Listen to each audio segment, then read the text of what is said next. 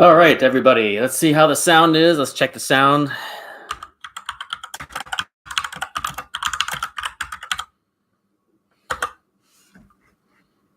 Okay. First off,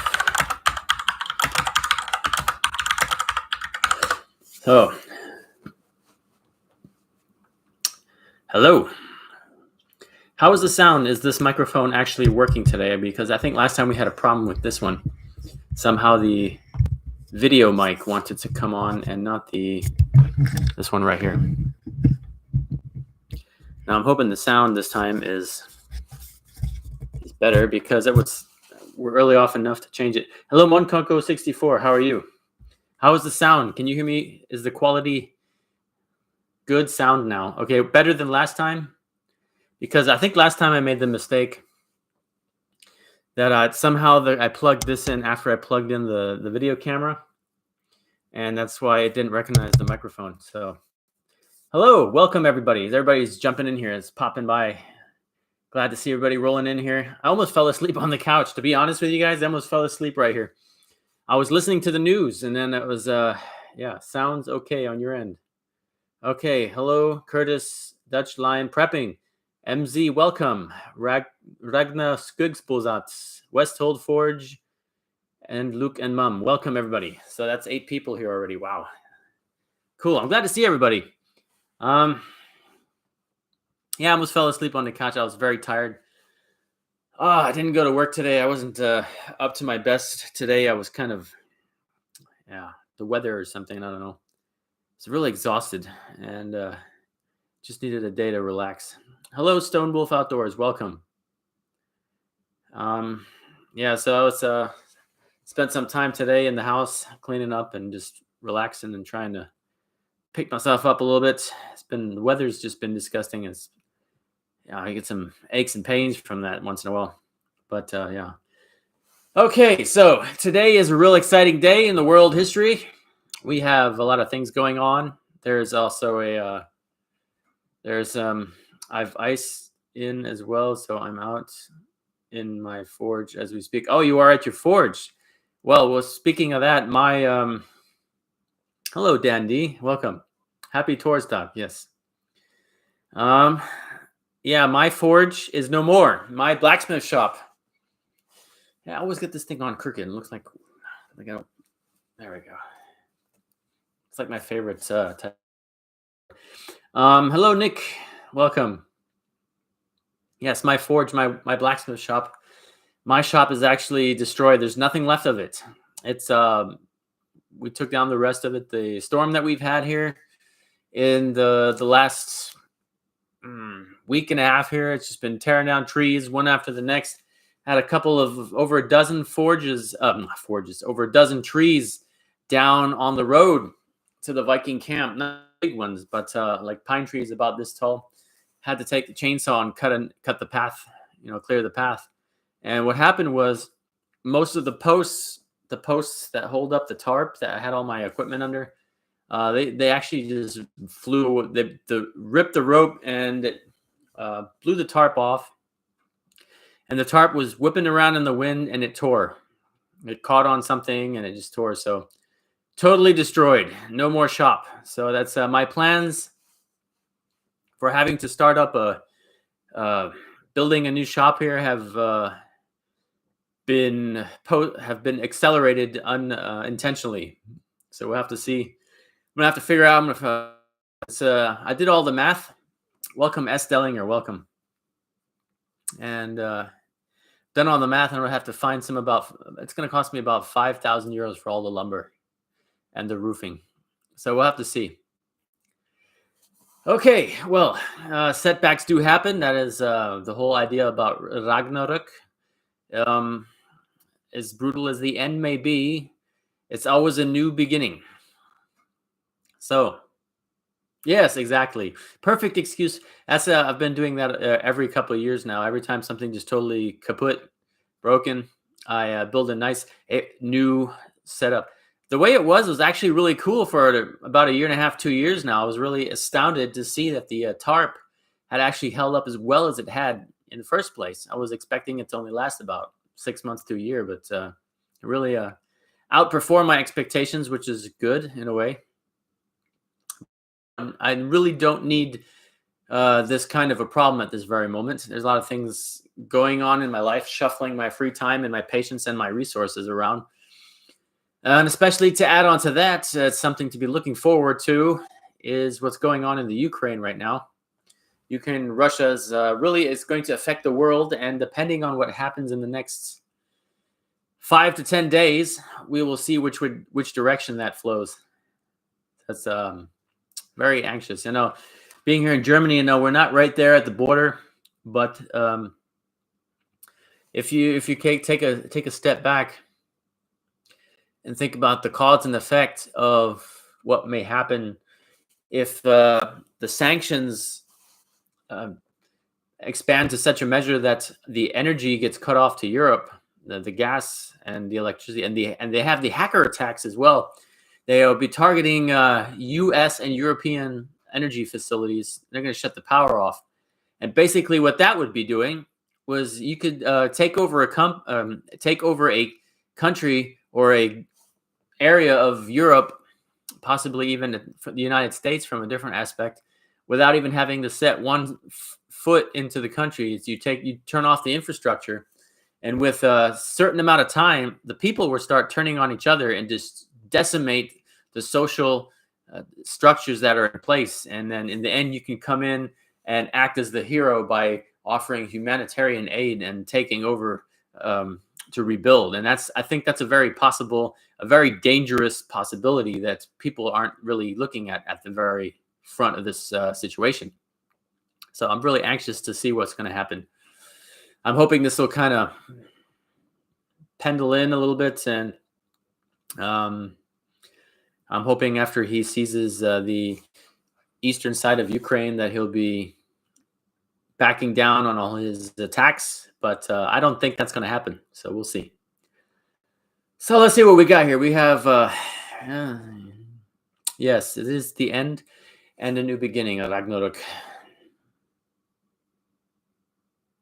Well, I have a couple of people in Ukraine, so I can ask them directly what's going on. What have you seen, heard, or experienced? And they have said yes. There have been attacks. There have been rockets and attacks in Ukraine on military targets so far. Very few casualties. Civilian targets was targeted primarily on military facilities. That's military infrastructure has been targeted. So that's what I've been able to acquire on my personal basis. Now, I don't know as far as what that means. It may be, who knows? So, but that's people I know personally that are in the Ukraine that I know, and they showed cell phone footage and videos of the terrifying experience that they've been experiencing there the last couple days. So it's something that I'm trying to wrap my mind around.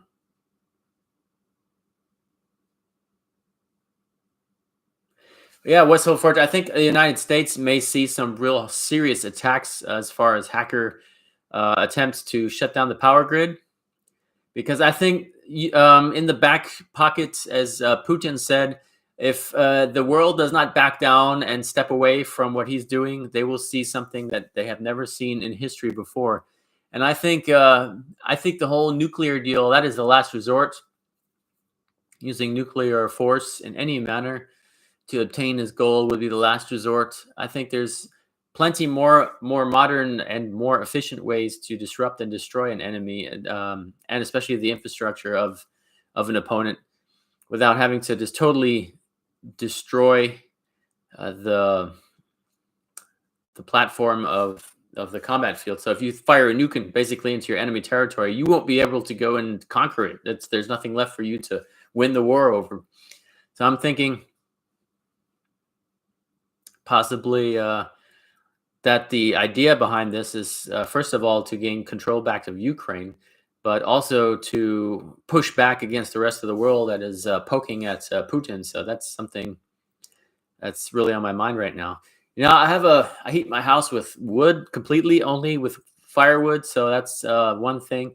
Electricity, I have I'm not too dependent on electricity, except for for some of my hot water and for my lighting and for a couple of small minor things. But I have plenty of candles and I have plenty of firewood. I may have to just stock up on some fuel for my vehicles. And but looking at a good generator here, I'm going to buy 2 or 3 really nice generators and spread them out amongst my resources areas. So we'll see what happens. We'll have to see within the next 7 to 10 days we'll have a concrete certain idea of which direction this conflict is going to take us. And it's going to affect the rest of the world, definitely, for sure, and the economy. The stock markets have been manipulated already. The gold price has been artificially jacked up. I've been watching the silver and the gold price as it's kind of a part-time thing I do. Yeah. Yeah. Just reading the comments here.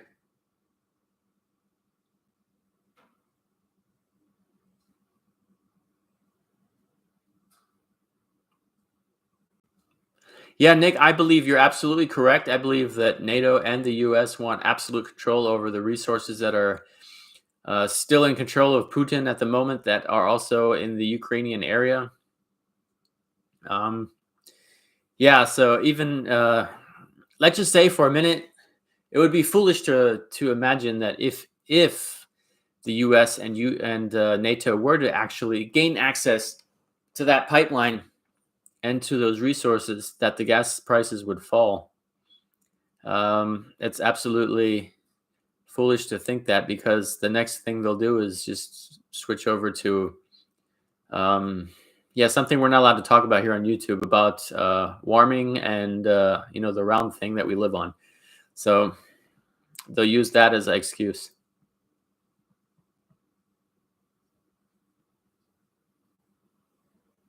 So let's see what we got here.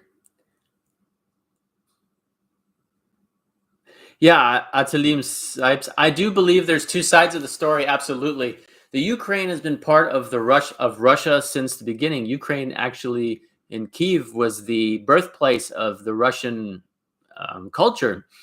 And if you take it back another 1,000 plus years, actually, Kyiv was the Russian. Kyiv was the Viking age home front. It's of the Rus Viking. And so that's really, I think the Ukraine is culturally and also economically the breadbasket of Russian culture and history. And that's also, you have these 2-sided fronts now with that problem. You have a second generation of people growing up with Russian parents and Ukrainian parents and being in the middle of both of that. And now you're seeing this conflict forcing people to go one way or the other. You have the separatists that are fighting for the freedom of Ukraine. And you have, of course, the Ukraine military and the Ukraine government. And you have the political motive behind Russia that says we want control back of our area that belongs to us, because it's actually part of Russia since the way beginning, before Europe was even formed the way it was today. So that's another thing. There's always 2 sides of that, and to understand what's going on, you really have to be. There's a word, I can't find the word in English. In German, it's called unparteiisch. It's not take a side at anything, and check all the facts and sit back and take a look at the whole picture, and then you can really come to some sort of. You can really start to see follow the money. That's the first thing you want to do is where's the money? Of course, the natural gas, the resources, and also the gateway into the Eastern world is right there. You have the gateway into the Black Sea, which can take you down to Africa, which takes you also up into Asia through certain routes. And I believe that America would love to have their bases move closer to get closer to Moscow, first of all, and then also to China. So it's really, really interesting. Well, I say interesting, but it's terrible news of the fact that what's happening, but it's an interesting to wrap your mind around as an intelligent being, sitting back and thinking about logistical moves that are possible. So, and the Krim, yes, also Krim, the island Krim. Let's not forget that. That is a substantial part. We saw some action there in a couple of years back when Russia went and sent troops in that way. Let me read the comments here. Leading states and land. Okay. Yeah, the Dutch line prepping cryptocurrency went down. I do not have any investment in cryptocurrency. I did look into GSX coin for a little bit, and I think I got totally ripped off. And I'm not a so anything I can't touch and hold, I don't want to invest in it, other than in the form of money. Now I do realize that some stocks are interesting and that some things have a great future if you know how to do that stuff. But yeah, definitely investing in some kind of shareholding or stocks like entertainment, real estate, and called Rüstungsindustrie in German, military, technology. Those things will always have a market, always. So that's something that you can always invest in. So we got here. Let's see. We got didn't parts of the Ukraine vote to be annexed back to Russia? Yes. As a matter of fact, that's why I was saying there's so many mixed groups in there. People that actually want to go back. They want that major. They want the big bear backing them up. They want the strength to be part of that strong country again. They want to be back. And I think that was the first move that Putin did, was declare the Ukraine a sovereign country, or a free state, basically, before he attacked, so that to see what happened politically there. So that's a very interesting chess move in that fact.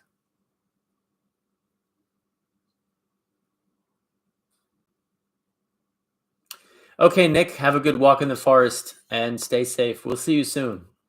Thank you for stopping by. I was very happy to see you. MZ says China is something to watch out as well. That is correct. I think China is playing, especially not just now, in the last couple of 10, 15 years, China's playing the waiting game. They're sitting back patiently.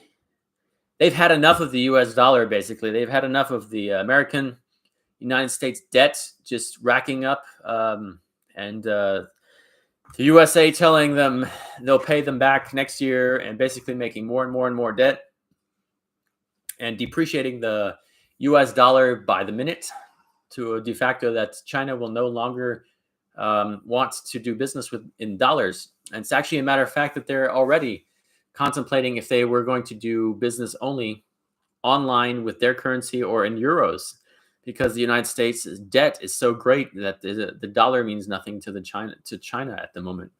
And China has been playing the long game already, like I said, for the last decade and a half, perhaps even 2 decades. They've been statistically buying up world resources such as lumber. They bought legally and illegally. They are currently taking great amounts of South Africa for mining and for population. They're building roads and infrastructure in Africa. Africa is going to be the new Europe here, possibly in the next 10, 20 years. It's going to be new breadbaskets of the middle world here. And I think if we're not careful, we're going to miss out on that, because it's sneakily happening behind everybody's back, behind the smokescreen of all of these things that are going on. I think we need to also pay a close eye to what's going on in South Africa with China. They're buying up a lot of the they're buying up a lot of the land and doing a lot of illegal mining and expansion in South Africa. I have a bunch of friends down there. Get a bunch of news in the mining business. So let's see what we got here. We have I need to have some. Yeah, I don't believe in cryptocurrency there, Dutch line prepping. That's why, rather, I do silver. I do prep with silver. Every time I have $100 over or something, I go buy some old junk silver, some silver quarters or some silver dollars, and just put them away. Being here in Germany, it's also real easy to get the old World War II 5 and 2 mark pieces. They have silver in them as well. And I just stash those away. I just recently buried my treasure somewhere. Yeah, I had quite a bit. I had to get it out of the house. It was too much. I put it in an undisclosed location, far away from where I live, and also on my property. So, yeah, let's see what we got here.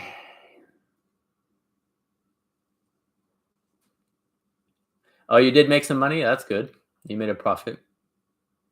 Oh, yeah, China is going after Taiwan because they were for the longest time lingering to do so because he had Trump in there, and he was. They were afraid that Trump might do something militarily wise to prevent that. Now, China has been eyeballing Taiwan for a very long time, and they've been wanting it back, which is basically part of China in one way. It's basically a similar situation as you have with the Ukraine. You have cultural people that have, that's part of that community. It's such a mixed population of people. But then again, culturally, going back many thousands of years, it's been part of that area has been part of that culture since the beginning, before Europe is actually ever even formed. So I think Taiwan is China and Russia and Taiwan, that this whole story is now just begun. This is going to go on for the next at least 2 years. I'm thinking it's going to take about 2 years to resolve this problem. After all the heat that eventually is going to be put down on this. So let's see what we got here. Really worried about.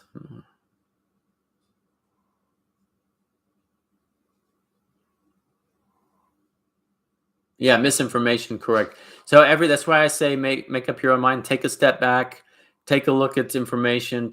Also do some research on history and the cultures of those areas, and you'll understand. And then follow the money. That's the big number one. Follow the money. Where is the financial interest? Elliot, I do believe America has already been sold to China a long time ago, but no one really. Everybody refuses to admit it. It's a real sad story, but. If you look at anything you can grab within reach of you right now, if you look at, my orange juice, it's made in Germany, but my phone, the computer mouse, this microphone, this entire computer, probably the computer screen. I mean, this is all made in China. Everything we interact with today is made in China. So, and if I feel that if China wants to play the game like I have in the back of my mind, they're going to wait for, like I said, the long game. They're going to let Russia take the first step, let Russia expend all its resources to see where this goes. And when when all the dominoes have started falling, then China is going to step in and take action as well. And if they were to impose any type of, we were saying hackers threats or something like that in that manner, hacker attacks, I believe that everything that's made in China has a back door. And all they need to do is push the button. Every airplane, every automobile, every cell phone, every infrastructural computer, every aspect of electronics that we can possibly imagine that we interact with in our daily life will just shut down. And that's it. They can completely shut down the world infrastructure within a second or two by pushing a button, just turning it all off. And the rest will just happen all on its own. People will be panicking. Total chaos that's what's going to happen. Total chaos. And when the total chaos has absolutely destroyed the infrastructure, China and Russia will jump in and offer humanitarian aid and be the hero and take over a country without even having to fire one shot. Now, there's a great movie to watch if you're interested in taking a look at that point of view. It's there's one, the classic is Red Dawn. And then there's another one. I can't remember the name of it. It's a cheap budget movie, but it's really good. It's actually, I think it's even on YouTube. You can look it up. The basic plot of it is, let me just read the comments real quick. So I'll make sure I don't miss anybody's comments real quick.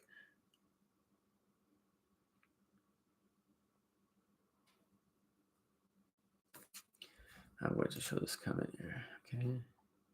I have a couple comments here I have to read here and make sure that they're.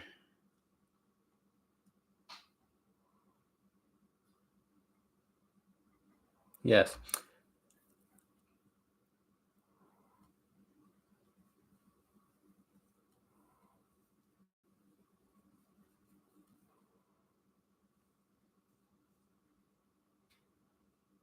Okay.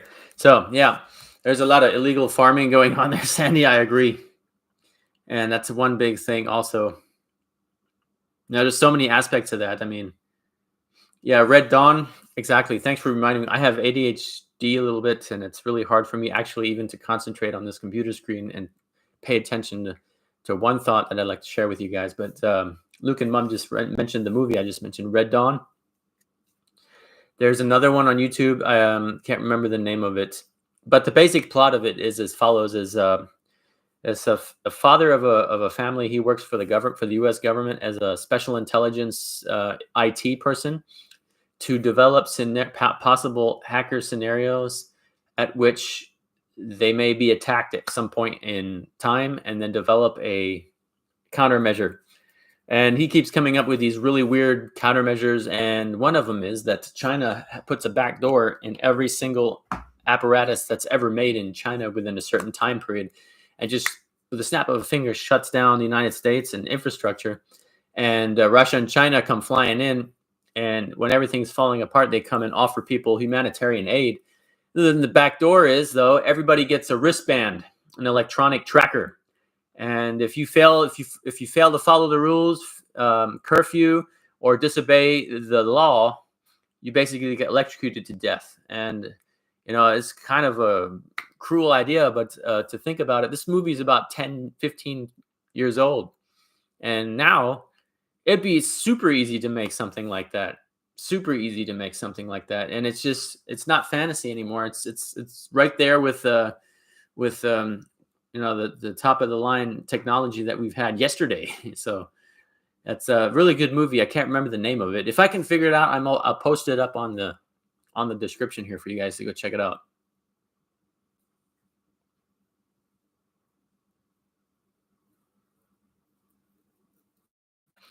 Yeah, Westfield Forge invading America as on foot, as in that manner. I will absolutely agree with you. That is not how that's why I say more likely will be first is to have the American people so destroyed and so turned on each other because of what happened. If the lights go out in 3 days, there will be total chaos. That's all it'll take for people to go nuts. 3 days. And you'll have your neighbor knocking on your door because he's got 3 hungry children at home, and he knows you have a pantry full of food, and you've prepared all your, I'd say, for the last 15 years for that situation. And they would rather go out and spend every weekend at the mall and take long trips to the pool and just not be prepared in any shape or manner. And then you have a family at home to feed, and this guy knows you have plenty of food, and the next thing you know, you have a mob of angry people at your door that want what you have and are willing to kill for it. They'll come and kick down your door, and they will rip each other apart until they have it, and then that's how the humanity works. But for example, that's just one example. You have friends, they know they know a little bit about you. They'll know what that's the mentality behind who you are and what you do, and then the first people to come knocking on your doors are going to be, the buddy from the I don't know, the chess club, for weird example. Or the guy down the street that you like to talk to every once in a while, but he's not your friend. He's just some friendly neighbor, or your direct neighbors. And then people with children. That's going to be a tough one. Who do you tell no? It's a really tough. Yeah, S. Dellinger, I believe that's the thing I'm worried about. My dogs, as I have a lot of experience as a detective here in Germany, and a lot of the thieves here are from East Bloc countries that say dogs are not a problem. If they want to break in somewhere or take a place out, they'll just come in prior and poison the dogs. No problem. Real easy. And then they'll go in and take out whatever it is they want. And if it's and they said actually that the first thing is if there's dogs, they'll go rob somebody else. But if there's something they absolutely have to have, they'll just go and poison the dogs. And they told me it's just too easy to do. It's just too easy to do. So that's the thing I'm worried about. It's your dogs. I wouldn't put them on the front line in the first place. If someone's coming in my house, the first threat they have to disrupt is going to be me. So I'm sorry, there ain't going to be no let the dogs go to the door and tear someone. I'll be the first encounter they have when they come through that door. I'm not going to put my dogs on the line, for my safety. I'd never do that. That's why my dogs are hunting dogs, and a lot of my hunter acquaintances, they kind of frown on me because I don't unleash them and send them into the cornfield. I don't use them as tools or instruments to assist their their hunting ideals. I don't do that. Those are my best friends. There's someone I wouldn't send in there. I wouldn't do anything. I wouldn't have them do anything that I wouldn't do. And if there's a danger or a threat to something, I can understand the threat and analyze what's happening much better than the dogs can. If they hear a noise, they'll want to just go and attack. I have to think about what's the situation. How can I resolve this, with the least amount of risk and so on. So that's why I want my dogs to be safe, just the same as the few people I can count probably on my hand that can always come to my home in case of an emergency. They're always welcome here, and they know who they are, and they bring skills, and they've brought long years of being there as somebody that's valuable in my life. And those people know who they are, and they can come here when it gets to that point. And I would not put my dogs in danger unnecessarily, if it's something like that. But I do see that having 7 dogs will make someone deter from robbing you. But you don't want to have that mentality that having 7 dogs is going to keep people from trying to come your way to take away what you have. Especially 7 dogs. That's a lot of. And people are hungry. That's a lot of food there. 7 dogs. They'll think about how many meals that is that they can get out of those 7 dogs, and that's what really makes my blood pressure go up as well. How are you going to feed? How am I going to feed my dogs if infrastructure goes down? How much dog food do I have? For how long can I sustain that? And who's going to be home to protect my stuff when I'm out trying to scavenge for supplies that I might need? So there's so many terrible things that can happen. So yeah, well, that's a rabbit hole I didn't expect to go down.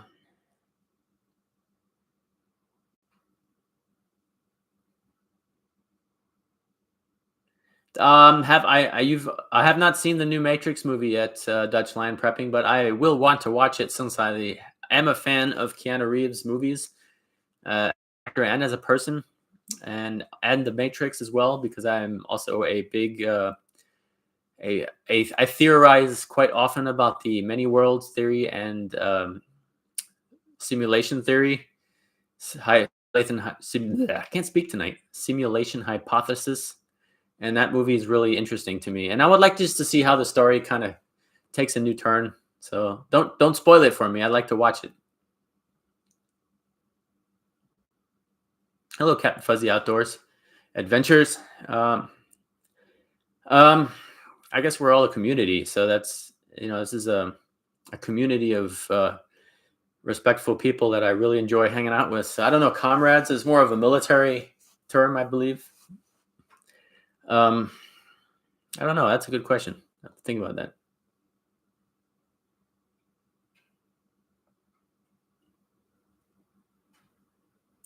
Oh, the film's name. I don't know.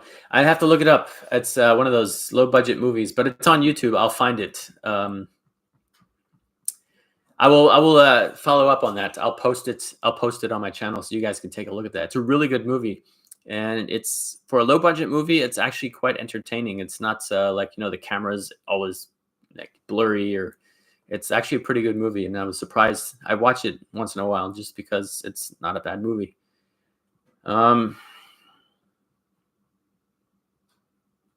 the dogs always beat you to the door. Yeah, well, I have several doors here, and if any dog gets up and even just listens, I'll go to the door and listen, and then I'll take my axe.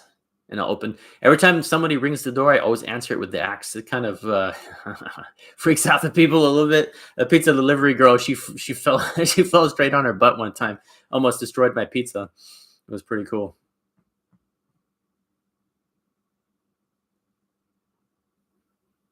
Yeah, I'm on Coco 64. It's not about Chinese being Chinese people that want to come. It's about if something were to happen, like if the infrastructure were to fail for long term, for possibly over a week, would it already be critical? People would be going from house to house trying to find whatever they can. People would be starting to starve and looking, they'd be looking at your dog as a meal. That's what I was trying to say. And that's where, perspectives come in, where you would put your mind in a situation where you would never have been before. It's a dark place, and to prepare for that, you have to really go down that rabbit hole. And what would I do? What can I do? And so to prepare against that. And you can't prepare against everything, and there's some things that you just can't prepare for. They just you have to just deal with them and react the best you can. So we'll have to see how that goes. Yeah, you're always home because you're old. Well, yeah. Well, okay. That's yeah, it's just something to think about, It's something to be careful. Yeah, a rabbit hole, I guess, Dutch line prepping, the little picture there. Lots of things to consider, and 80% of it, or I'd say 90% of it's all the unknown. So you're really just stuck with kind of guessing. But it's never a bad idea to have adequate 2 or 3 month at least supply of food that doesn't spoil, canned goods and noodles, salts, iodized salts, some sugar, some wheat for baking some bread, and I would say about 200 liters of bottled drinking water. And if you have that, that's a basic a good thing. And you can add on, I don't know, everybody has different preferences of what they can or can't eat. And you can add on, protein bars and whatever goes from there. I mean, if you're a full-time, full-out prepper, you know what's best for your situation, your geography, and your location. Of course, it's really limited if you're in the city and you have an apartment, you live in the 21st floor of a of a skyscraper. So there's not a lot you can store away in there, and that would be not a very good place to hunker down in the first place. But if you do end up getting stuck in there for the first short time period, it's good to have at least a good adequate amount of food to be able to sustain yourself, and water, and the people that are going to be with you. Yeah, and trust no one. That's just absolutely correct, Sandy Elliott. That's I don't trust anybody right now. I mean, that's the only person I trust is myself, and I find myself making mistakes quite often. So I'm like, oh, I don't know, maybe I should, yeah. But that's absolutely true.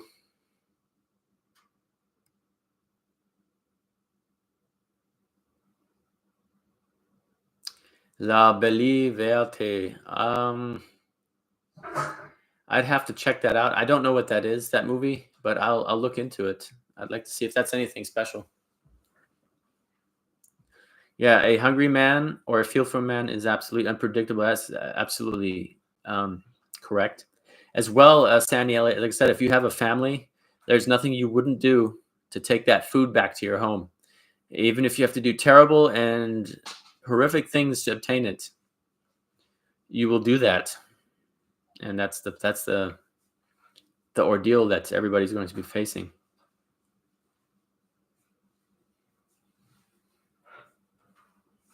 Yeah, your pet chicken. The easiest way to just do that is make a room in the basement and, keep it inside. And you can feed chickens are really effective waste recyclers. If you have any food restovers that like absolutely anything at all, they'll eat it. And that way your chicken will always have something. If you have meat that's rotten, you can hang it in a plastic bucket and you drill in the bottom of the bucket, you drill a whole bunch of I would say 4 millimeter holes or 5 millimeter holes, and you throw all your food in there and you hang it up so the flies can get in it. It's like a stinky situation, but it's extremely effective and it's clean. So the flies will go in there and lay millions of eggs, and those eggs will hatch into maggots, and the maggots will crawl to the bottom and eventually start falling out of the bucket and automatically feeding your chickens. So that's something cool that you guys, it's a little trick.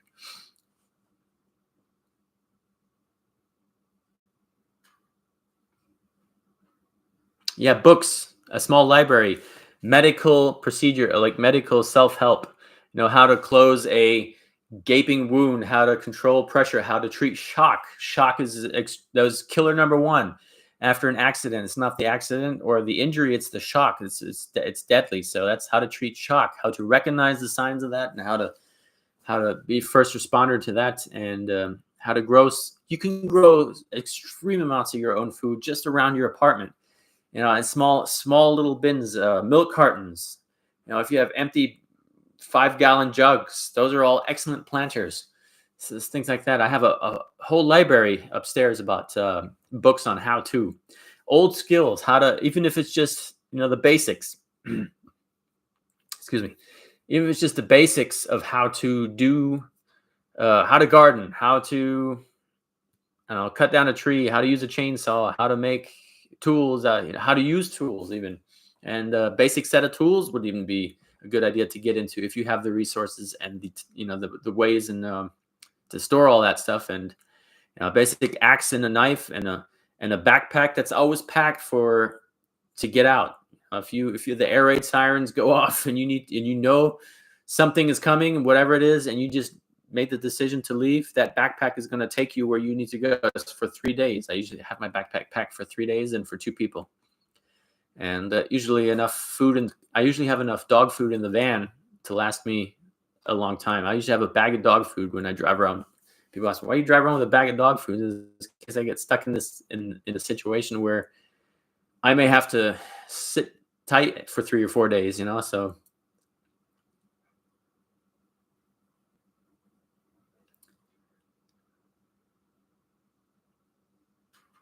Yeah, let's see.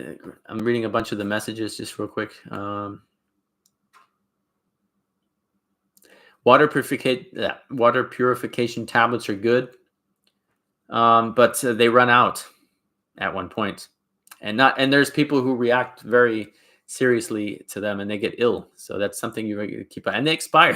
So it's those things are good to have if you have resources to keep those in plentiful amounts without them expiring. And if you have natural water, and a water filter would be some kind of, you can, again, buckets, plastic buckets, as long as they're the same kind. In the United States, they get those Home Depot buckets. You get those at free usually at Subway or Burger King or some fast food restaurants that use a lot of pickles, for example, or some kind of sandwich places. They usually just on trash day, they usually have them stacked up 15 high at the side of the road for the trash company to come pick up. So if you walk up and say, hello, I'm looking to see if you could possibly spare some of your kitchen buckets. They come with these snap-on lids that seal airtight, and it's usually pickles as opposed to or ice cream. And those are the best. I have a whole bunch of those, and they'd be glad to share. We just recycle a couple of them, and the rest they just get thrown out. Like big food places usually just throw them away, and you can get those buckets for cheap, basically almost free sometimes. A place to check like that, and just go home, wash them out, stack them up in the pantry, and keep them around, because those type of buckets, you can make a 4-layer, you can stack them up 4 layers and actually make yourself a really, really efficient water filter. There's some good ideas in some books like that, or even on YouTube, you can watch how to do that. I'm not going to get into depth about that, but that's just a quick idea of how a simple household item can get you far.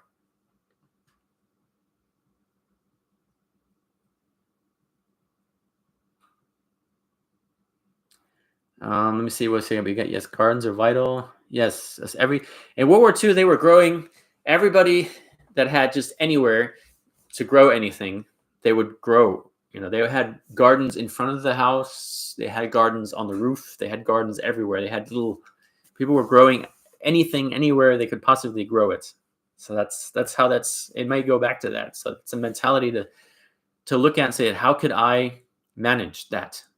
And speaking of growing, you want to get a decent seed bank. You want to get seeds that you eat. Don't buy something that you're going to plant to trade, or buy only things that's my recommendation, that you personally or your family will eat. And if you have a bunch of them, then you can also still trade those. But if you're wasting your resources if you're planting something in hope of trading it.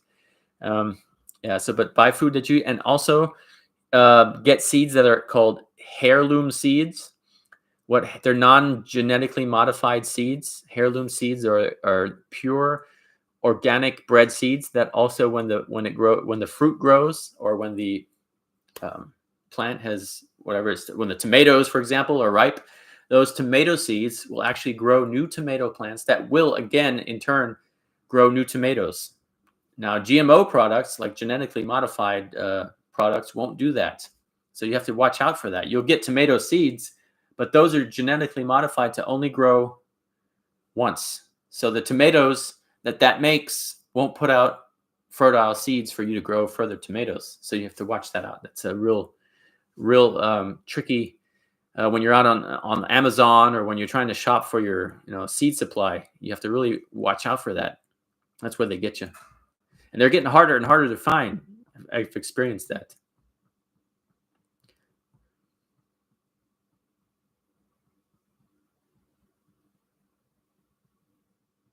Let's see what we got here. A Sawyer water filter. Yes. I've heard of them. I know what they are. I'd have to get one or two. I make sure that everybody I care for has at least one water filter bottle in their backpack, and a backpack. Last year, Christmas, I think it was, or I don't know. I don't celebrate Christmas because it's over commercialized and the idea behind it. But I guess, when you get that one time of the year that everybody's out there, I celebrate Julfest. And so I usually give out bug out bags, the basic things: a water bottle, first aid kit, nice sturdy backpack with MOLO system. And I usually give out a base and a nice cup, a nice knife, and a nice axe, and some 550 cord, the basic, a good first aid kit that's high class. That's not the typical type that you carry around with you in the car or whatever. But and then everybody needs to build on that to their own personal preferences and experience, and also to your body weight. If you're someone who can't carry a backpack that's 30, 40 pounds because you're not built for that kind of load, you need to think twice. What do I really need to get 3 days to get from A to B? So that's something to consider. Yeah, you got to watch out what you buy on Amazon, really. But also, what's on Amazon, there are also private companies that use Amazon as a platform to sell their seeds. So that's something you really can look into. If you can get them locally, that is always the best solution, to go to a local market where you can actually read the packet, talk to the people at the retailer store, and actually maybe even build relations with whoever's working there, and get good deals and sales on bulk items. And what I would do if you buy bulk seeds, I would try to go get one of those vacuum canisters that are sunlight proof, and I'd put the packages in there. Ammo cans work great if you have access to those old military ammo cans. They make them also out of plastic if you don't want the whole lumpy weight. Tupperware containers, but they do have. You want to be able to get the ones that are dark, so that the sunlight doesn't get in there. And you want to keep them out of moisture and light.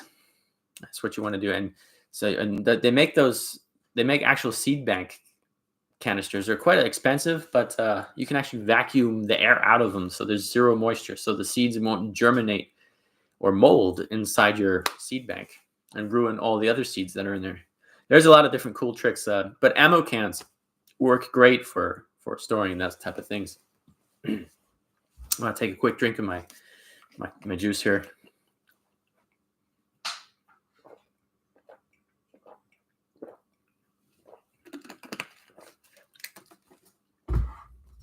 Yes. Where did I read that? MZ. Yes, it's absolutely correct.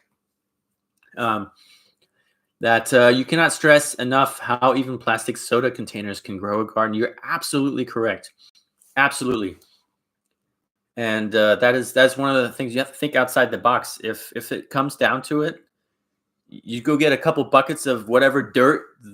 If you have dirt from the forest, if it's especially not a pine forest, if it's a forest with leaf trees, I can't remember the word for it. It's all you need right there to get started. If you don't have any plant earth or whatever, and I've even seen one scenario where people out in front of the house has taken out the sidewalk of the stones of the house and planted tomatoes right there on the sidewalk. It's and you think with all the salt that we put down here in Germany, they grow perfectly fine. Big juicy red tomatoes. And so you just have to think outside the box, and it's absolutely true. Milk cartons. We call them Tetra Pak in Germany, but milk cartons are Tetra Pak material. The carton material, you cut them about half or 3/4. Excellent planters. You plant 2 or 3 seeds in there, you water it, and you set it up, and you can set them up, and you can even set rows of them and stack them a little bit if you have to in front of the sun. One of my dogs just gassed me out here. Get to test my gas mask here in a minute, which would be a joke though. If I had to put on a gas mask, I'd have to shave off my whole beard. Terrible. Dogs stink. Yeah, life straws. I have one in my backpack. I have one water bottle with a life straw. It's a good thing to have if you have nothing, and it's what I have in my backpack.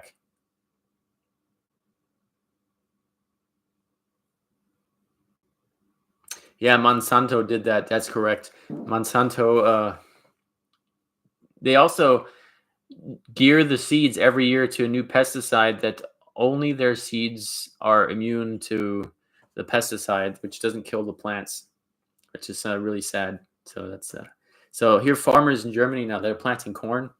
They have to buy the pesticide for that year for that corn, or else the pesticide will eat the corn and destroy the crops.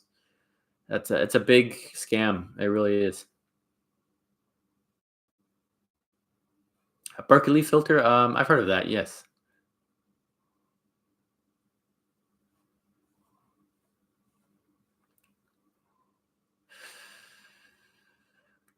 Dutch Lion prepping. Great to be the only one in the family, isn't it? I provide as well gear and food from my relatives, guests, preppers. We enjoy it. Yeah. All my people I care about. They have a bug out bag, at least one. And right now, lately, I've been forcing them to carry it in their car. You better put that in the car. Strap it around the driver's seat of your car, or put it behind the driver's seat of your car.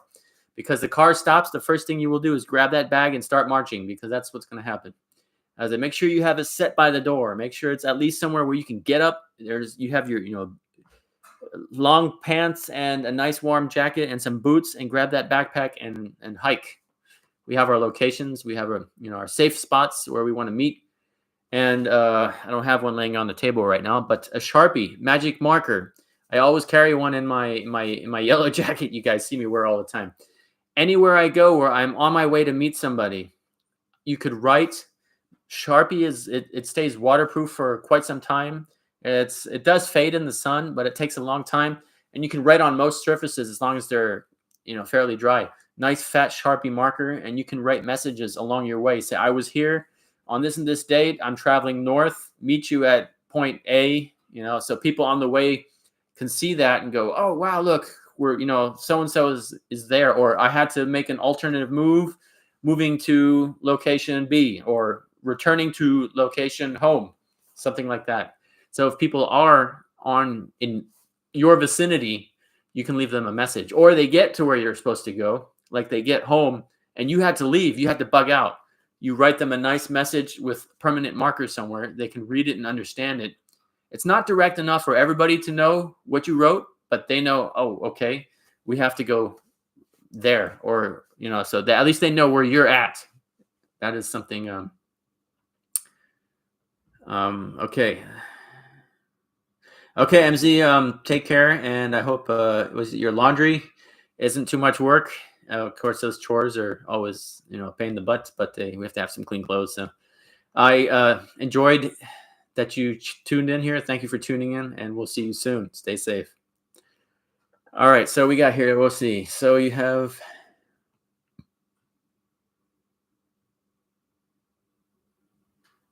Yeah, 1 week of food. 1 week of food, and get stuff that stores almost indefinitely. Rice will store for a very long time if it's cool and dry and out of the sunlight, and you have to watch that critters don't get in there. Yeah, so before you put your rice away, you want to make sure critters aren't in it. I've bought bags of rice. I have something stuck in my hand. I have a wooden splinter deep down in my hand. I have to watch that. Before you put your rice away, make sure you take a look at it and make sure it's not already infested with some kind of, insects that shouldn't be in there. I've had that once or twice already. So that's something. You put your rice away and then you open it up and it's like, oh, gross. What's this? Bugs in my rice. So, yeah, it happens. It's, you have mass industry. There's millions of bags of that stuff get bagged every day and stored in all over places. So.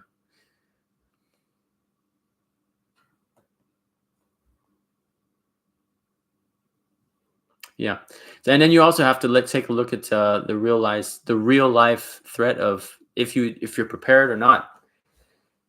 Something happening to where you have to leave your home, where you have to leave your location of where you've been prepping in your last 20 years. What do you take with you? On short notice, like boom, you have to leave in 5 minutes or else. So that's something really to think about. Terrible thought.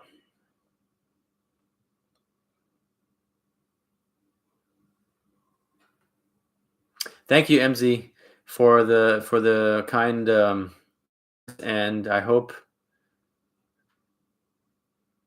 Yeah, the forge. It's gonna be. We've already set that in progress. We'll be rolling that out here soon. Saturday, I'm supposed to get some lumber, so we'll see how that goes. Saturday, I'm supposed to get some lumber. I'm hoping that's not going to evaporate my bank account, but I have been getting some donations from you guys here, and I'm super thankful for that, and that is going to help me out greatly in building the shop and save up for expanding the camp and the property. But I'm hoping that's not going to cover all the bills. So I'm hoping that this investment here is not going to destroy the bank budget for 2022. So we'll have to see.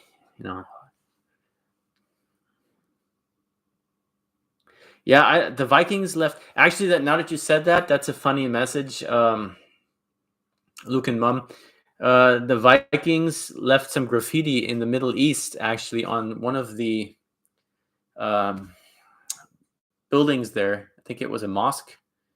And they wrote, the graffiti read in runes, Halfdan was here. And it's one of the oldest graffitis in the world, and it's so cool. And I think that was something I wanted to mention. I laugh about that every time I remember, or read it on the History Channel or something that comes up a lot. And it's really funny. Yes, if you put everything in the freezer, it'll kill the bugs and the eggs. That's true. That will work. And cornmeal. Okay. Yeah. I don't have a big freezer. Real funny story about freezers. In my basement, I have a room that I really want to. It's my metal detecting room right now. I have all my rusty junk that I drag home and all my stuff that I don't use. But it's kind of expedited its purpose, and now I'm going to clean out all my rusty junk that I don't use. And I would like to do some renovating and make that a food processing room for first of all, for my honey.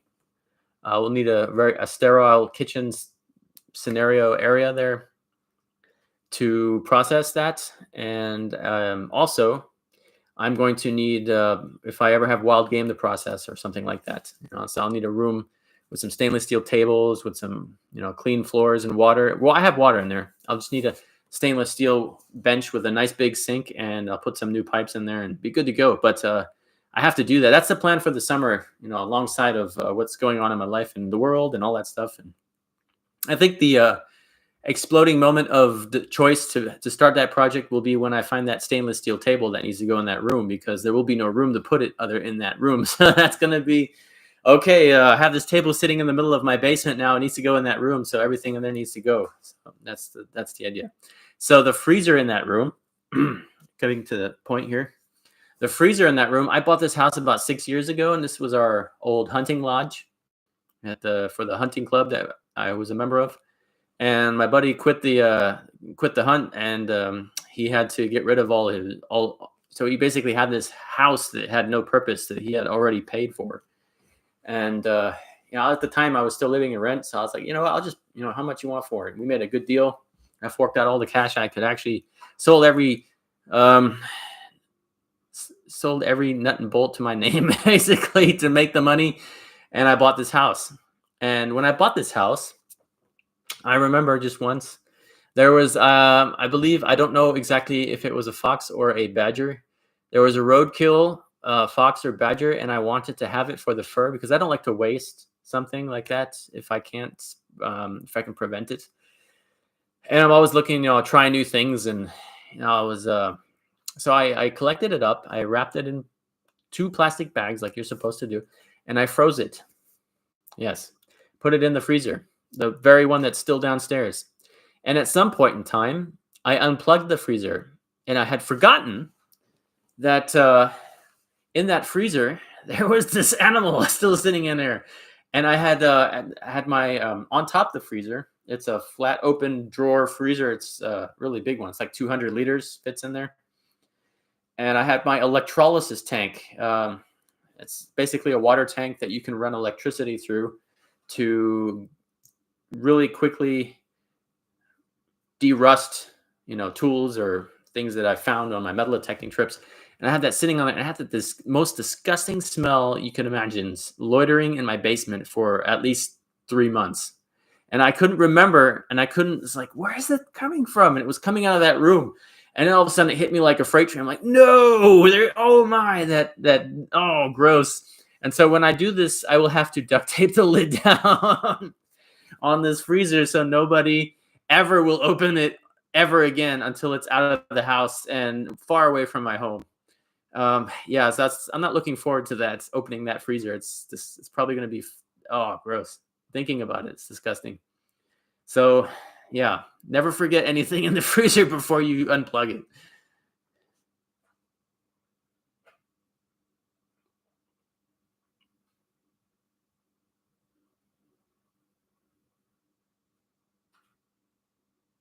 Yeah, I'll check into that Sawyer filter. I'll probably buy, like I said, 2 or 3.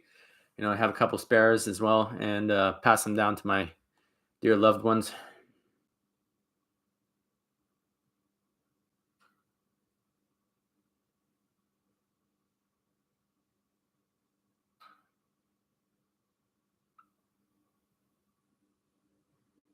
Yeah, Dutch line prepping. That's absolutely a good practice too.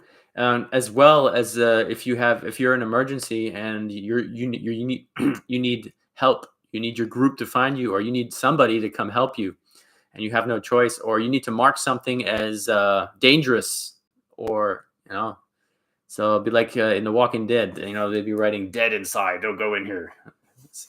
I've just actually started the 11th season now. I'm really anxious to, after we get off the live stream here, to finish the last. Actually, I got a couple episodes left to watch. I fell asleep last night, but big fan of the Walking Dead series. At the first 2 or 3 seasons, I'd say maybe 4. After that, it got kind of But like I said, I'll finish watching it just to see how the story goes. Yeah, Sandy, I know, Elliot, I know that is absolutely correct, salting the skin. But the thing here in Germany with foxes, it's a big health hazard because of the parasites that they have. And to skin the fox the way that I would want the fox to have as the skin, I could also to tube. What do you call it? Taxidermy, to prep the skin properly so that it's like like a, I can't remember the words. Yeah, gaben is the German word, to tan. There we go. To tan the fox so that it's like a sleeve instead of like a flat fur. You need to start at the tail and basically turn the fox inside out, which involves you maybe possibly be inhaling the eggs of the worms. They're airborne. They can get airborne as well, and those worms will kill you. They drill through your organs, and they're some nasty stuff. And it's a real popular problem here in Germany we have. So that's really why you shouldn't eat berries that aren't at least waist high, and you shouldn't let your dogs lick or eat poop that's on the side of the in the fields and stuff. So because they can really get that and spread it onto you. And so it's a thing. So I just pick it up with some gloves, put it in the bag it again, and then freeze it. And then when I go to the taxidermist, I hand it to him and go, "Here you go. It's your job. I'll pay you to do it," because they have all the professional experience and tools and know how to do it properly without causing any hazards.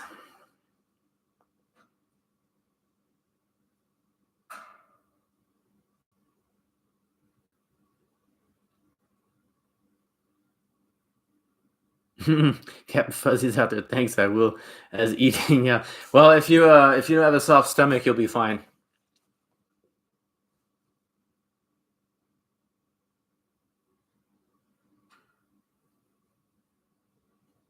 The first season, yeah, I think that's where it's still kind of interesting.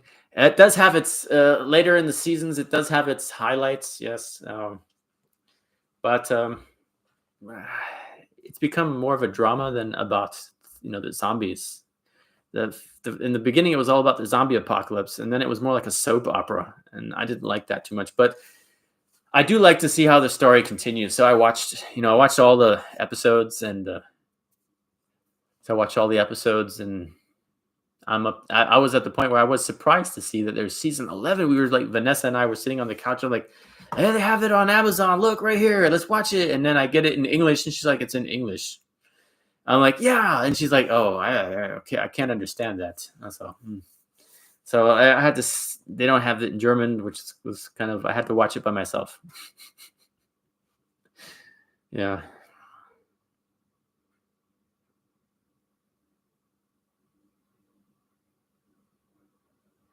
Okay, Sandy Elliott, go pet your horses for me. Horses are great creatures. My oldest dog, Gonzo, he loves horses. He likes to walk up and run up and down the fence next to them. And yeah, horses are absolutely beautiful creatures. Take care. I'll see you soon. Thank you for tuning in. I'm going to take a quick drink here out of my juice here.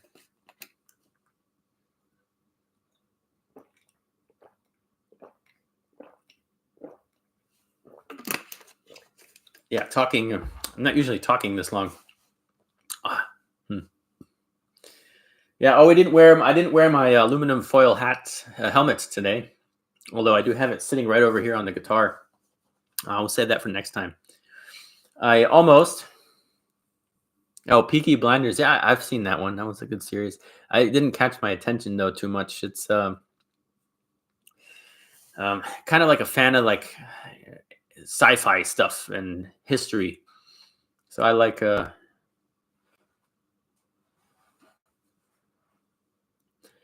GB, welcome. Yeah, with the bombings happening, we just had that topic at the beginning. I guess you just tuned in. Okay, so there's to get it short now, you have to really step back and look at both sides. Of course, war is absolutely never a thing that you should take lightly, and you have to look to follow the money. How is this economically causing effects on both sides? Why is Putin actually pushing to do this, and why is NATO putting such a pressure with the United States on Russia to back down? So there's some of these things. I really don't think it's a good thing. Although I know there's a lot of Ukraine that said they want to become back part of Russia, and I believe it's neither NATO's business nor the United States' business to be in that situation. But I'm just. I don't live there. I don't have any cultural background from that area, so I really can't judge as well as somebody who would be from that part of the world, who would actually feel the effects of what's going on there on the ground. So that's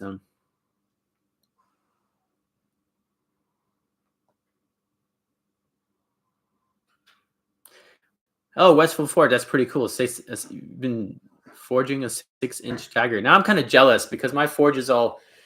Oh, I'm gonna lay back a little bit. I'm a little bit in pain today. I have a couple problems that really bother me sometimes, and okay.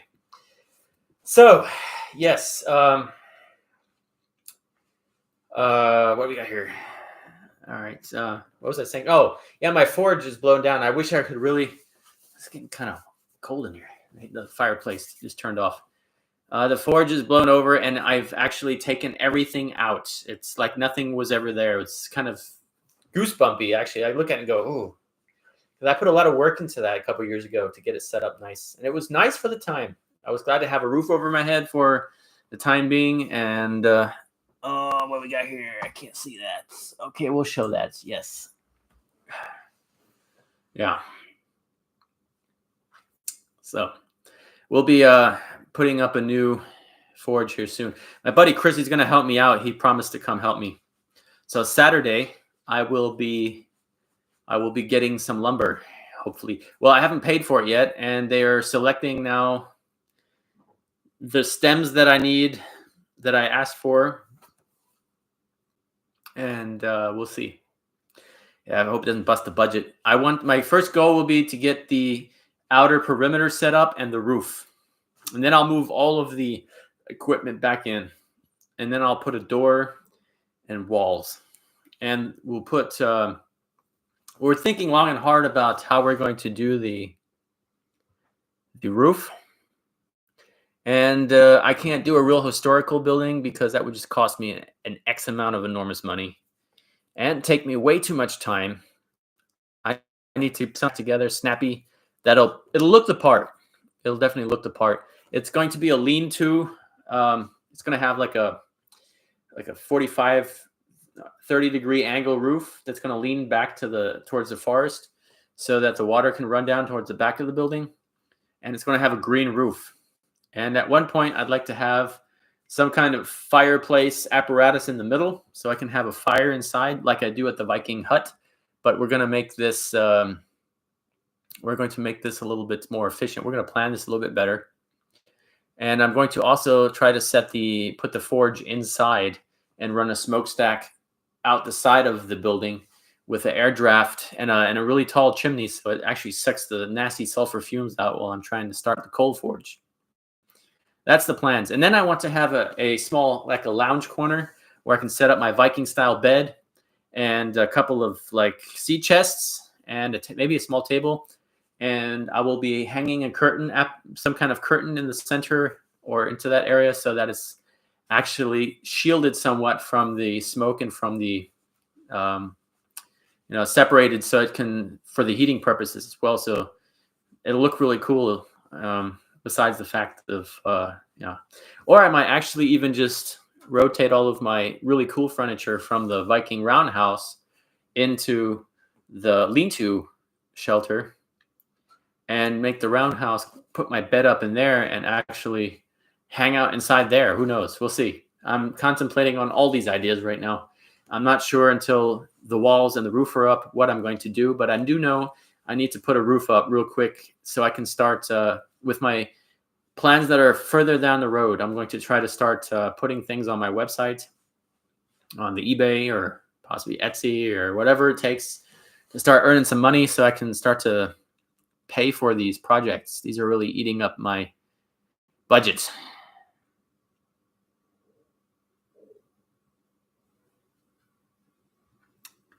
Let's see.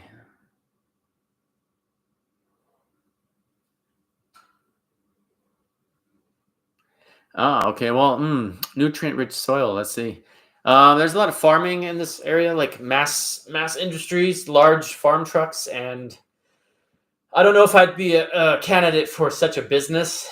But I do know I have an excellent source for cow poop. I guess we can sell that as expedient fertilizer to places that don't have that. So I don't know. We'll have to see. Oh, Westfield Ford, that's kind of you. Yeah, but it's not about the help really. I have help. I have Chris. He's a carpenter, and he's a like 2-meter tall guy. He's pretty strong. He can help me put up most of the work. It's more about resources. Where do I get the lumber? I'm trying to source a lot of it free, but that's the thing that's going to be taking me the most time, and time is racing, so I have to get it done. Spring is around the corner.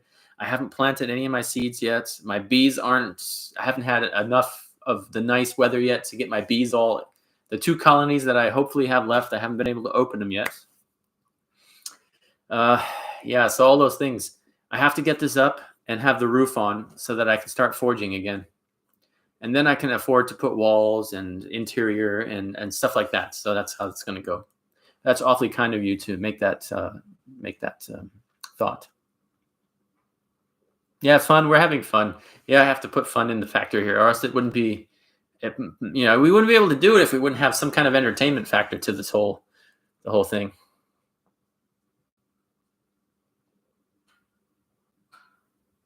Hugen and Münen, guten Tag. Or guten Abend eigentlich, eher gesagt. I'm just going to greet my friend here real quick. Ja, das Paket ist angekommen. Ich bin leider noch nicht dazu gekommen, abzuholen. Ich werde das im Laufe des Tages morgen machen. Heute war es ein bisschen hektisch. Ich hatte heute etwas zu Hause zu tun.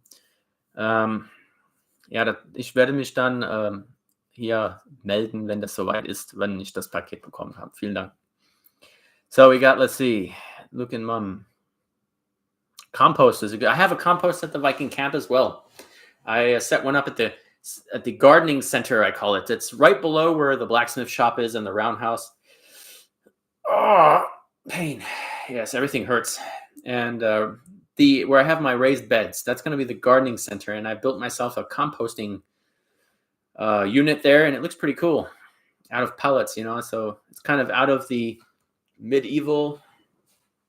It's kind of out of the medieval scene. So when I do start filming up there again, it's going to look more the part. It's going to be more historically inspired. So a lot of more people are going to have pleasure watching those videos. I have a lot of remarks about plastic buckets and all the stuff. I can understand that, but I do grow my own food, and I use my facility to the max potential that I can absolutely use it. And it's not doable with all the historical equipment. It would first of all be extremely expensive, and it's extremely hard to source all of the pails. You need like 20, 30 wooden pails, and they don't last very long. So I move all that stuff, move all the modern looking gardening equipment and supplies down to the second level where the gardening center is, and that way those videos will be on topic about the gardening, and then I'll have my Viking Age related, more centralized blacksmithing and historical videos up there at where the actual camp area is with the blacksmith shop.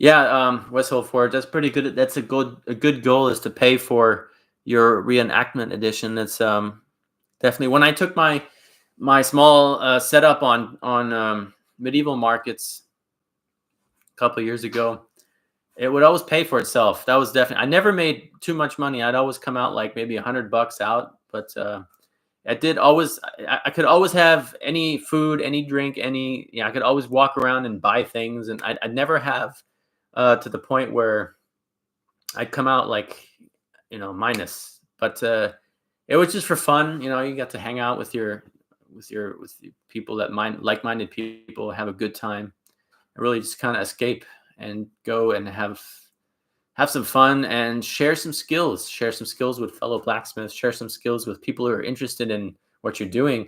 For the random person, forging metal is like a magic, and it's like, wow, look, and for them it's like something super amazing, and and then especially the younger generation, they come up and they really, really find what you're doing interesting. And especially for the children, I always took my time to explain what I'm doing and a little bit about history and the Viking Age, and explain my tools, especially to make them understand that the tools that I have are way too nice to be from the Viking Age, and way too expensive to be from the Viking Age. And that work was absolutely something that it was difficult and grueling process back in the day.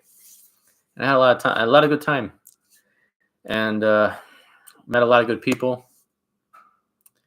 And then some things happened in the world. Now you can't do that anymore. And now we have more things happening in the world. It's not such a coincidence. Oh, great old history is happening to us right now.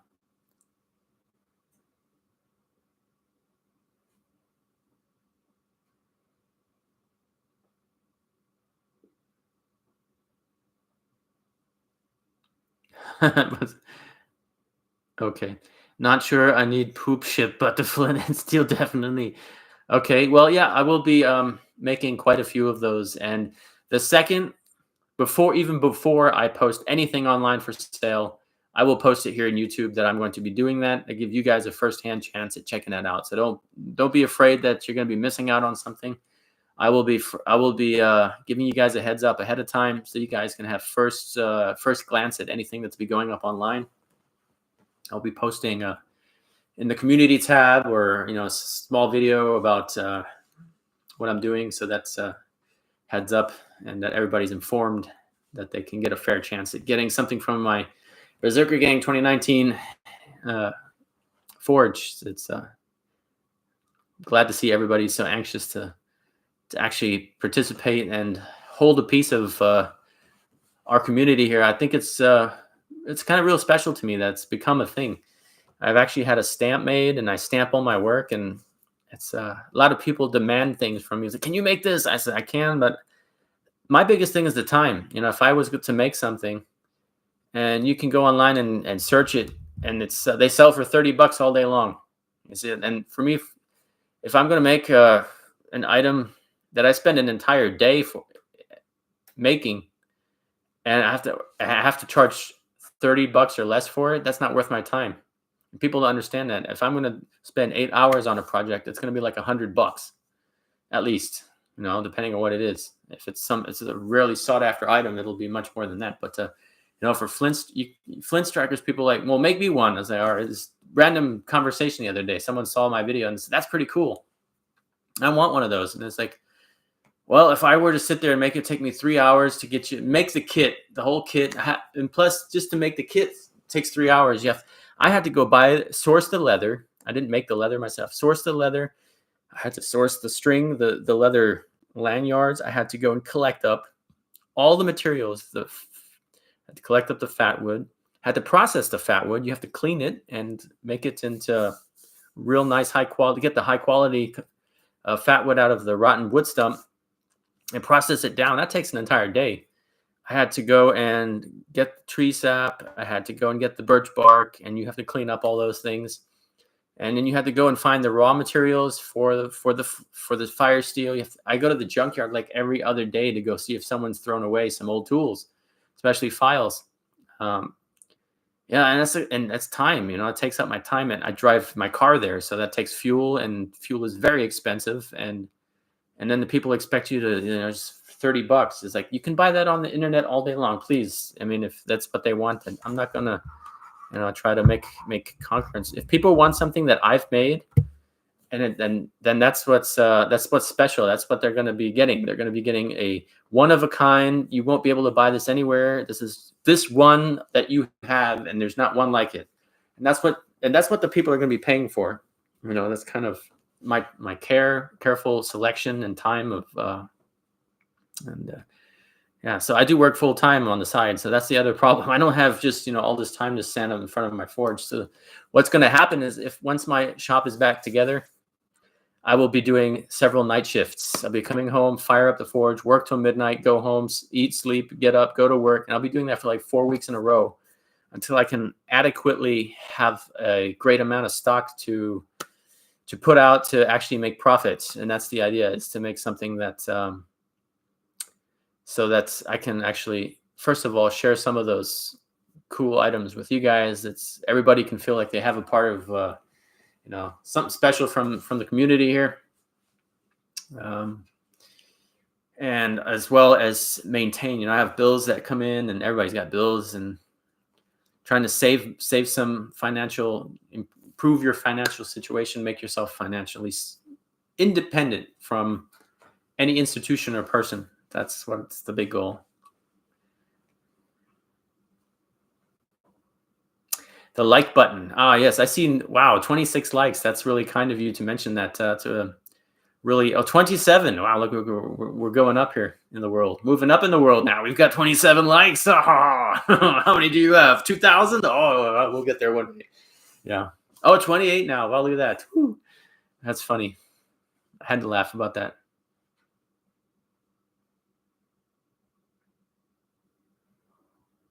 Yeah, and items find how much something is worth will determine what people are willing to pay for it. That's how much an item is worth. An item is worth how much people are willing to pay for it. That's how the value of something in a market is placed. That's what people tend to forget sometimes. Price fixing on, especially the gold and the silver market, is quite a thing. And yeah, people are willing to pay $2,000 for an ounce of gold. I'm not. So I'll rather go work for a year in the river. So for me, it's like, all right, I got an ounce of gold. How much you pay for it? Well, let's see, about 200 euros of gasoline driving all around, and about about 50 days of panning in the river, and probably about $50 worth of oxyacetylene in the torch to melt it down. So yeah. Hello, Wyodano. How are you? You tuning in? Yeah, we're rolling pretty good tonight here so far. Oh, now I've got 30 likes. It's going up. It's like a magic trick. I just have to watch it. It'll put a couple of put 3 or 4 zeros behind it. Someday we'll get there. Someday. 27 likes. Okay. I'll check out your channel here later, and I'll click on all the like buttons for you.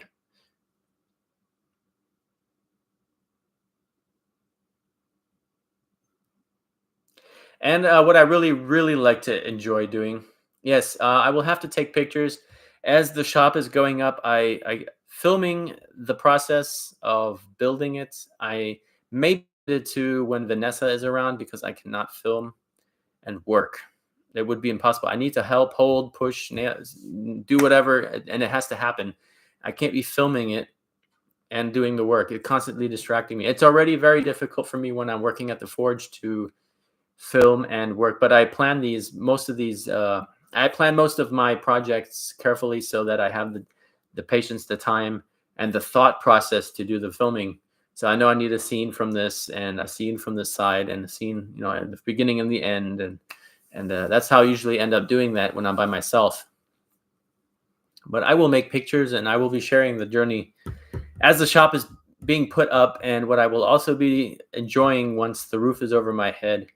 I've been doing some testing and tuning with some Wi-Fi devices, trying to find some things right now. I have a setup. I have to figure out how I'm going to power it, but I'm trying to get some electricity, possibility of some stored electricity, like a solar battery or something up at the Viking camp, so I can actually use a Wi-Fi router. If I can do that, I may be able to tap into the cell phone network, which is stable enough to do high-quality live streams, which would be cool. I do have a couple of them from recently. That way I took my laptop with me and used my phone as hotspot to obtain the internet. And that was pretty neat. I enjoyed that a lot.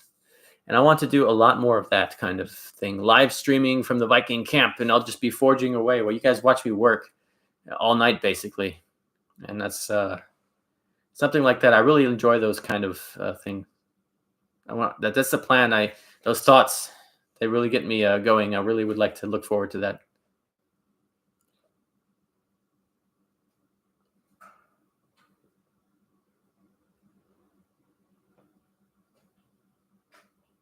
Mm-hmm.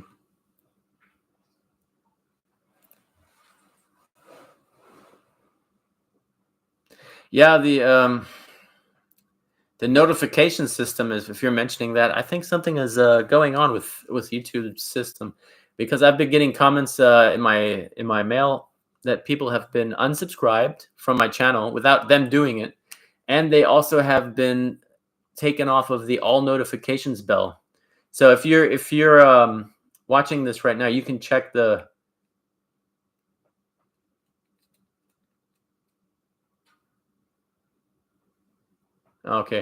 how you can check the like button and make sure you're clicked on all notifications. That way, I got this weird feeling in my ear.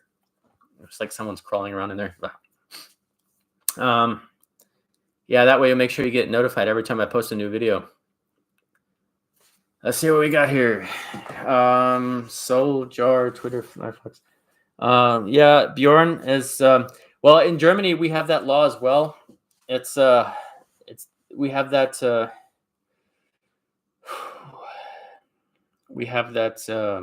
in place as well. It's kind of like a martial law rule that in a time of war, the military can occupy your house and take all your stuff. It's kind of like that in every country here in Europe. It's kind of yeah, I'm in Germany. Yes, that's correct. And we have that. We have a very similar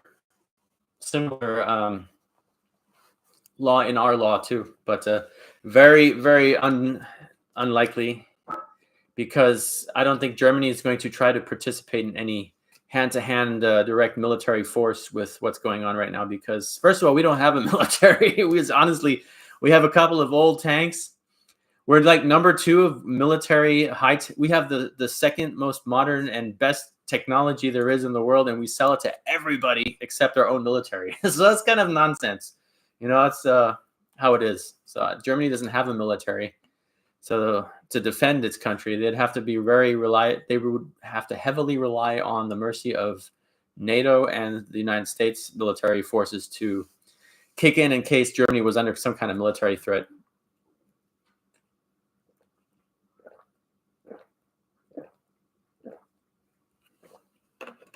Montana is a nice place. It's geography. It's much like the weather and the nature there is much like Germany from temperatures and geographic locations. Oh, man. Sitting on this couch is not my favorite thing to do. And panning for gold. Yeah, I was actually tempted to take my gold pan out for a couple of minutes today, but I was just couldn't get out of the house. Yeah, I think maybe, there's a possibility that this conflict might spread here. If the Ukraine, there's a couple of situations that are likely. If the Ukraine isn't there, if they don't stop there, they will definitely move into Romania and Poland and Belarus and take over some of the old USSR back. And I think that may be something it may be definitely on his mind. But let's at the beginning here, let's not hope that's the case. Ja, das stimmt leider, Hugen. Wir haben echt in der deutschen Bundeswehr, also militärisch gesehen, wir sind Nummer 2 an der höchstmodernsten militärischen Ausrüstung, aber Export. Jeder kann kaufen, doch selbst haben wir nichts davon. Wir haben und die Panzer sind 50 Jahre alt. Der Leopard 2 oder so, das ist unser modernster Panzer. Und die sind dauernd kaputt. So, ja.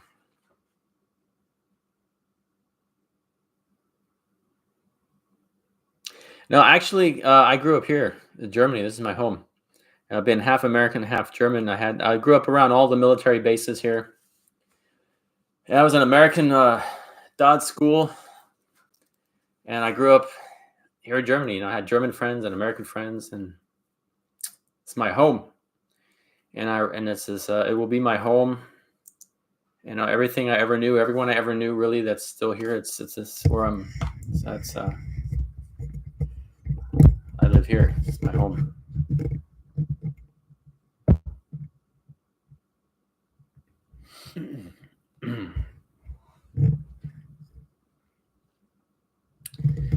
Yeah, so 1.5 hours, man. Ooh, we got a record time going here today.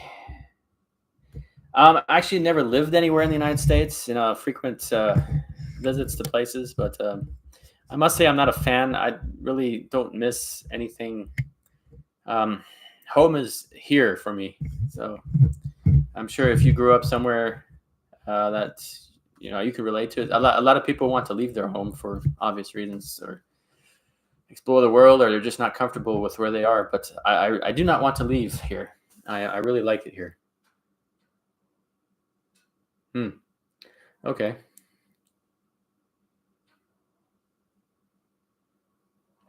Cool.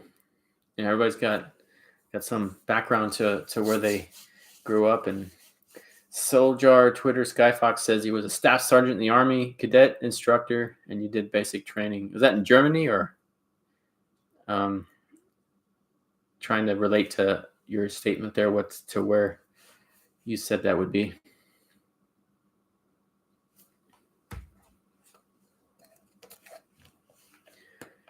Alrighty, let's see. We got here planning to do a video on the bees as you meet her to check your last 2 outs. That would be interesting to see. Yes, and if I open the lid and they're dead, there won't be much to film. But I do hope to. I have the area. I have a real nice setup for them this year. I did a big trade with someone, with a acquaintance of mine. I did a big trade. I traded a RV that was in some dire need of restoration, but was still at a very valuable market value, for a container, like a shipping container, but not a shipping container. It's a storage unit style container, 20 foot, and a galvanized steel elements. We had to put it together. It was quite the challenge. And I keep all my beekeeping supplies on site now, which is so cool. I don't have to come home and grab what I need and forget, half the stuff. Half the time I forget and then have to drag the other half back when I don't need it. Now everything is on site. I walk in there, walk out, poop, there it is. Boom, I need this. I go in, I walk in, walk out. And so I've also set up now the benches for the bees. I've set up the first bench that the bee stands are going to be on. And I'm going to be setting up 2 empty beehives. And as I inspect the new bee colonies, I'm going to be taking the old boxes. I'm going to be pulling the bee frames out, inspecting them, making sure that there's a queen, making sure the colony's healthy and that they have enough food. And I'm going to be placing them in new boxes, new hives for the new season that have been cleaned and sterilized to prevent risk of mold and disease. So that's what I do every year. They either get a brand new box, or they get, I've actually figured out how I can very efficiently clean the old ones. Even if they're moldy, that's not a problem for my fire, for my torch. And yes, so I'm really looking forward to seeing them actually make it. That would be cool. We'll really give them a boost, give them some sugar water, and then they'll start building. They'll expand. First week of 1 week of sunshine, that's when they start to grow.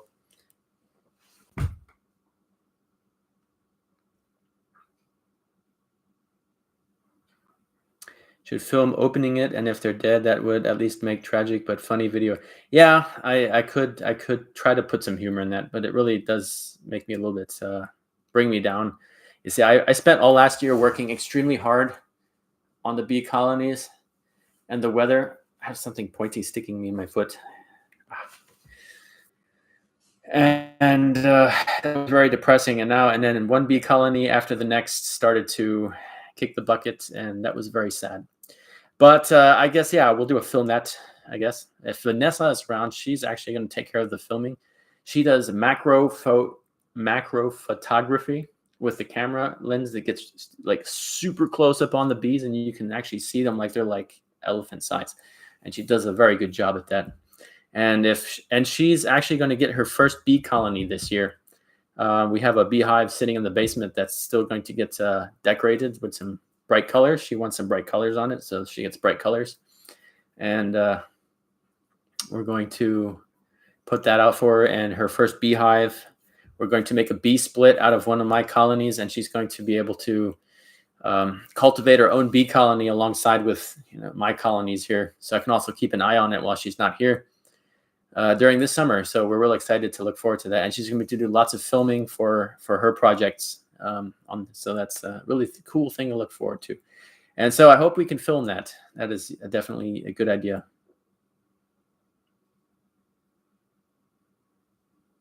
Well, it's because I speak so well in an American accent, because I use English all day. It's my primary language, I would say.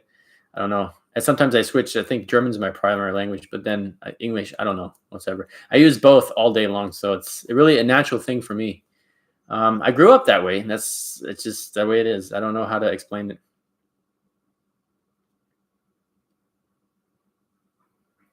I missed something here. Was great for field bushcrafting skill. I don't get. I must have missed something somewhere.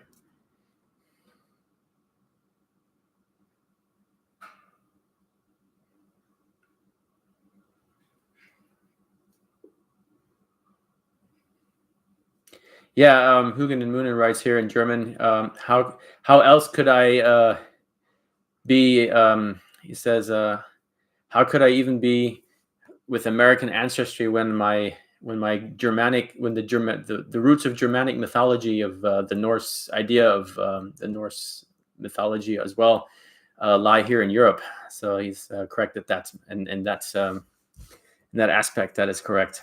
And I think that aspect of history has also shaped many parts of also the Western world as well. We still have our weekdays dedicated to the Norse gods. I mean, look at the live stream. We have Thorsdag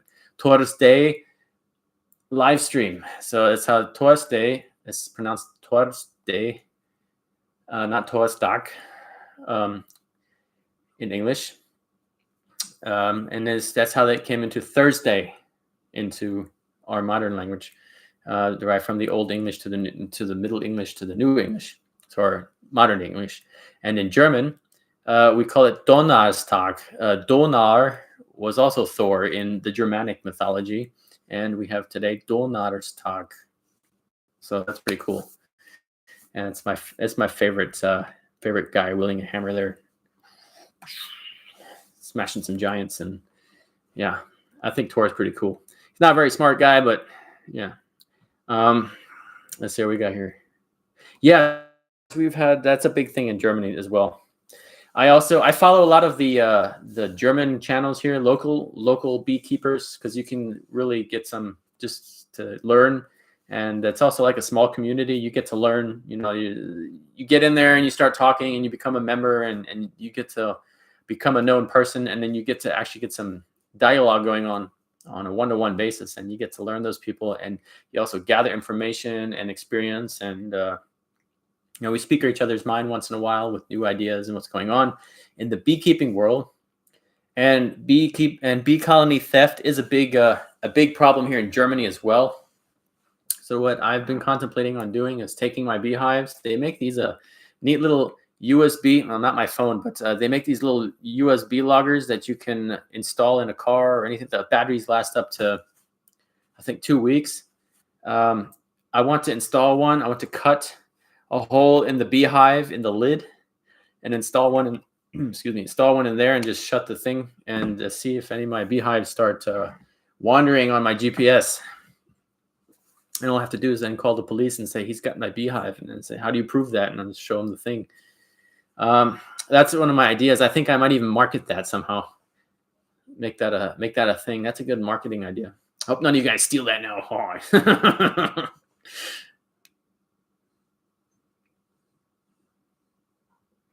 Hello, Native Tongue. Welcome. I have not seen you tune in. Thank you for joining the live stream. We're going on an hour and 42 minutes. Wow, that's pretty cool. You bought Souljar Twitter's guy Sly Fox. I bought my wife a macro lens IT quality. A macro lens is something really cool, and it's an excellent gift. That's a very generous gift for you, and I think it will also. It's a very good hobby, photography. And you can also make money with it if you're good at it and utilize your material correctly. There's a lot of modern days where you can actually sell your photographs online, and yeah, we're looking into that right now. We're going to get into the how-tos and all of that stuff. I think Vanessa's worried about is that the rights to her pictures have been, she didn't want to sell the rights to her photographs. Just like hand them off to a company that's going to pay you $50 and then print out millions of copies at $5 a piece. So that's where we're trying to figure out how we can do that.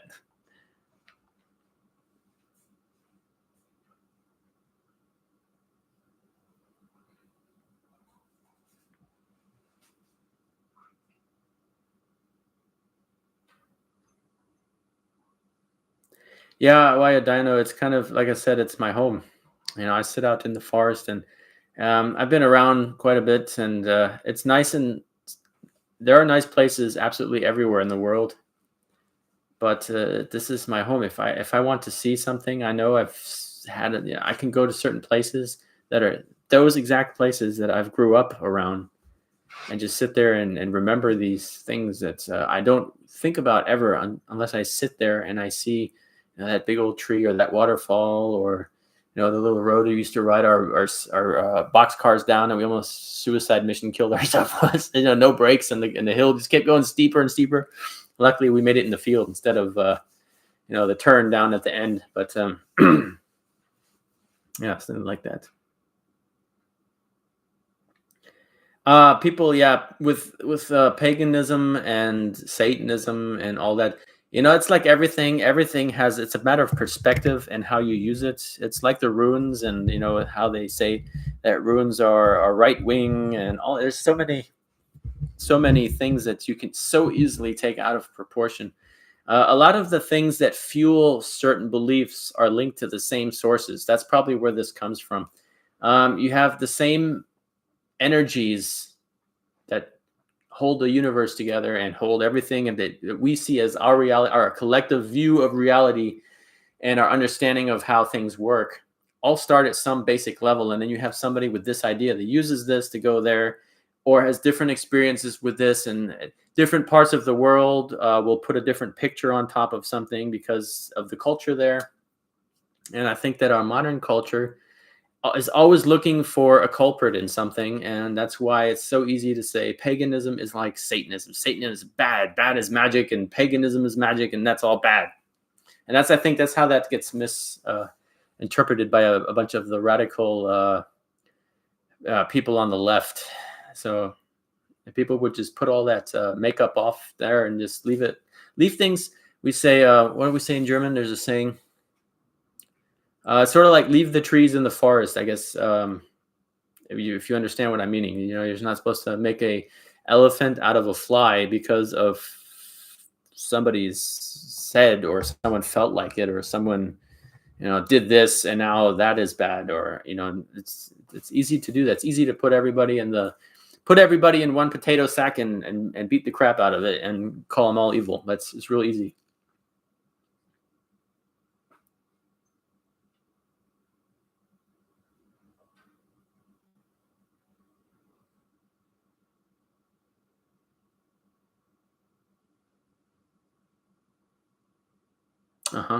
Thunder Day. Wow. Yeah, I was just reading Dutch Lines prepping translation of Thursday.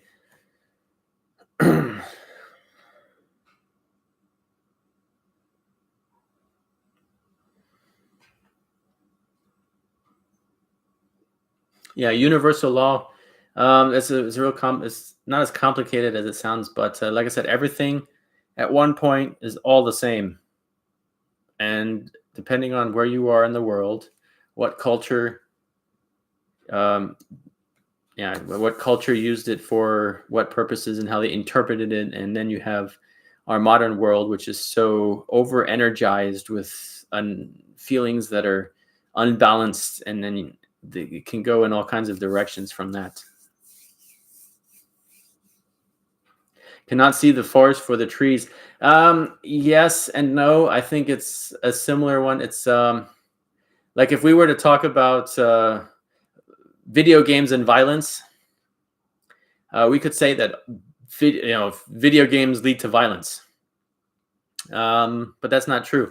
It's all about education and learning and educating people, or younger people, that video games are video games, and that violence it's something that derives from your decisions and poor decisions, and you're controlling your temper.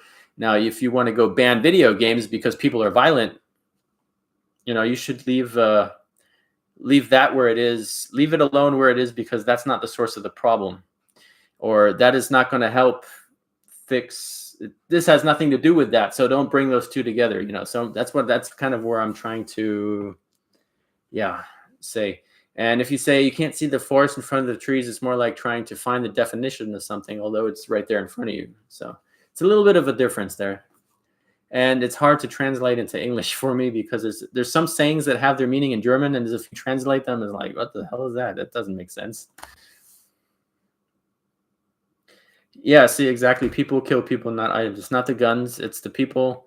It's the societies that give these people opportunities to use guns, to take the guns away from other people that are responsible, that are homeowners, that are sports shooters, hunters, collectors, just enthusiasts, people that just want to feel safe and have responsible use of a firearm.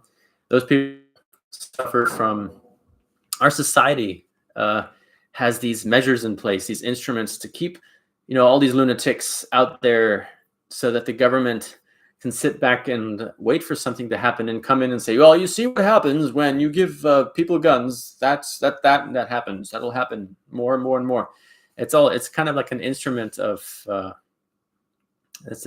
society to keep us all confused. The same way as I think it'd be really simple if we would just wipe off all this upper layer, especially here in Germany, wipe off the upper layer of all these political groups. You have the Green Party, the Red Party, the Yellow Party, the left-wing party, the right-wing party, I don't know, they have over 30 parties.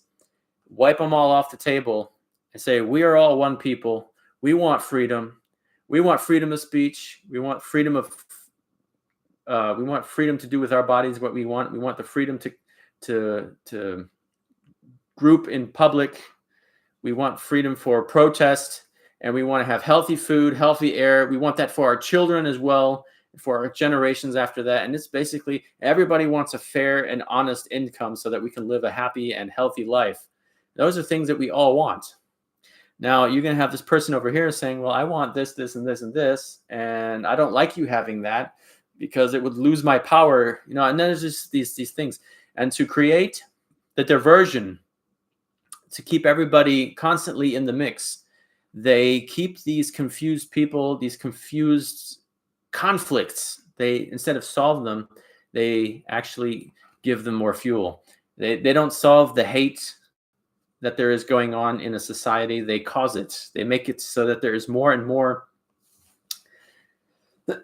discomfort and turmoil so that they can have more control. The less people that will collect together to one unity to oppose the common one mean of government or system that is in place, that is implemented, the better, because they don't want people collecting to form a union of people or a group of people with the collective mind that say, we agree, we have all this, and that's a thing, so it's really a tough topic.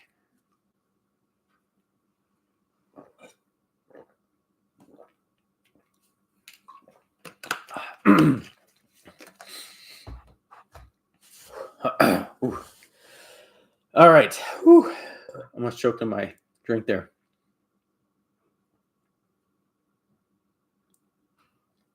Just reading the comments here. All right, we're going down the comments.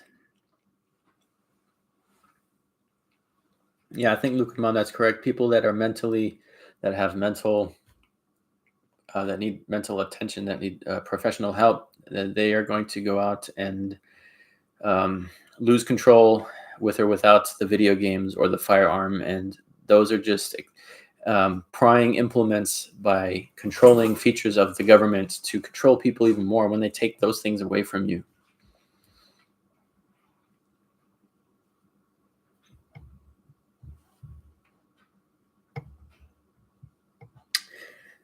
Choose how they want to be their lives and appreciate everyone for their differences. Yes, that's life is short, and here we have a choice to make. I choose not to listen to rhetoric. That's I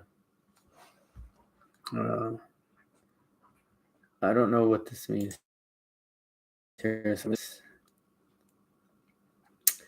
Well, the definition of libertarianism and liberalism in Germany is a bit different than it is if you were to really define it in English. So I really don't like to define myself or in any particular category of any kind of mindset, because I have mindset that fit this group, that group, and then on myself. Look at that. I don't like this. I don't like that, and I don't like any of that what everybody else is doing. So it's hard for me to even find anywhere to. I kind of just live my life with the fact that I like my freedom. I try to help other people enforce their freedom. I definitely stand up for what I think is right, and what I don't want to do, I am not going to do. And it's just, I will not bend the knee to anyone, and that's really difficult, because that almost cost me my job here this last couple months. And that's just now starting to hopefully go back, the positive direction. But people have seen that, and now they're like, wow, maybe I should have done that. I just simply said no. I'm not going to participate in this. And real tough.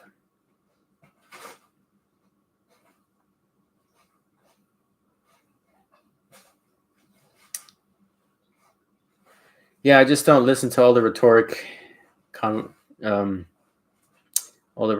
confusing and distraction. What are you doing? My dog's over here rolling around like a having a good time, I guess. Yes, that's right, Slyfox. It's just there's a high price to pay. Let me tell you that. A lot of people don't see that. I don't talk about it a lot, actually, because it's not something I like to share. It's a real personal thing that I have to decide for myself, and it's made my life extremely difficult in many aspects, not just at work or at home or in the store, but also here on YouTube. So, yeah. Okay, Estelinger, dog time. My dogs are over here looking at me like, can we go do something too? I think they want to go out as well. We're going here on 2 hours. I think I give another 4 minutes so I can have a nice round 2 hours. And then I'm probably going to get off the internet here myself.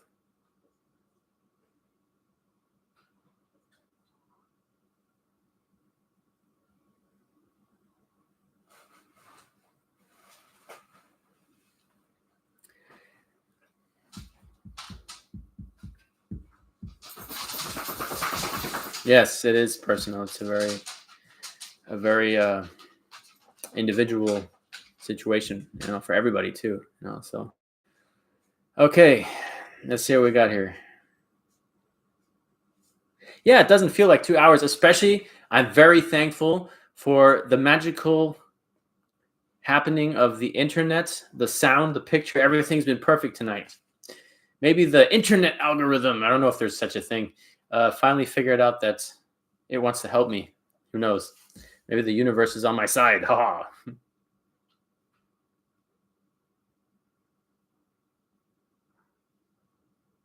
I don't know. What is it, Captain Fuzzy Outdoor Adventure? It's a joke I've never heard before. Waiting for the answer.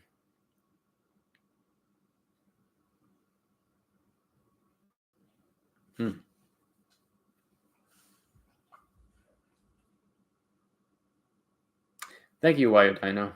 It's very kind of you to say that. I should know that, Berserker. Oh, it's a joke. That's a riddle I should know. Let's see. So, what is black? It sounds like the first thing that pops to my mind when you say it's a riddle, I had to think of Lord of the Rings, and what's this? Gollum. What is black? What is gray when you turn it inside out? Oh man, going crazy here. Okay.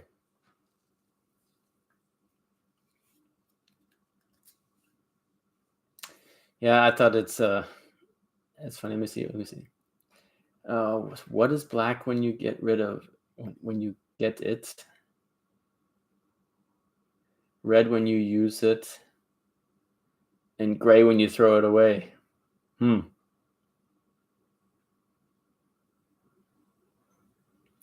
Thank you, Native Tongue, for joining us. I will see you soon. Stay safe, and see you soon.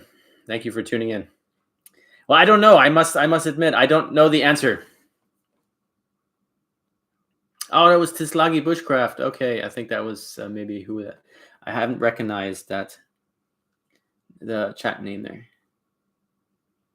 I should know. Okay, I don't know. Maybe I do, and I just can't think of it. But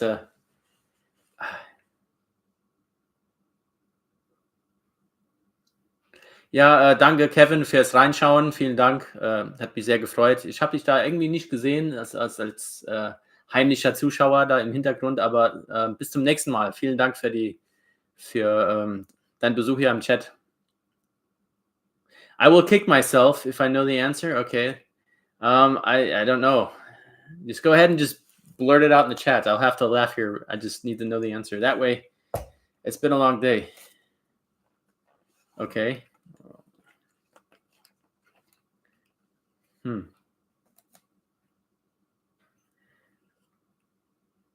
Coal. Okay. Funny. I was thinking of something more like, is this something out of the sagas or from? I don't know. You had me going there for a second. All right, forging. Yeah. Okay, I got it.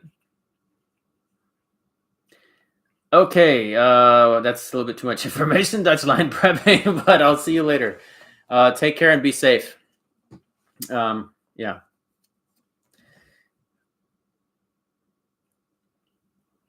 Okay.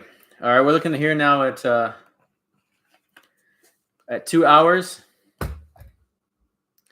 So I'm going to say at this point, I'm probably going to stream here. Okay. We have to be a little careful with those kind of comments here on the chat. YouTube can really get me in trouble for that and really do some damage with my channel. But yeah, have a good day, night, evening there. And Dutch line prepping. Take it easy and relax. See you soon. So thank you everybody for tuning in tonight. It was an absolute wonderful chat. Yeah, even the haters. The thing that the haters don't know is they watch all my videos and get real angry, and they watch them all completely more than once, at least twice or 3 times over. And then they click the button and then they give me comments, and then YouTube really likes that. They make my videos go up in the search ranking. It's really a joke. Say, yeah, watch all my videos. Oh, please don't watch all my videos. Please don't comment on my videos, because the comments that I don't like, I delete. And them watching my videos is free watch time. And because they're so ambitious to do harm, they watch them 2 or 3 times over completely, and they share them with all their friends. And it's just such a joke. And I have a great laugh at that. So anyway, I just thought I'd share that with you guys. All right. I would like to thank everybody for tuning in this crazy world. Hope that everybody is going to be safe.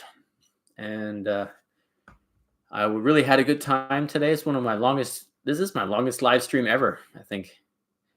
And so I'm going to say good day, good night, and good evening to everybody. Thanks for tuning in. Stay safe, and see you soon.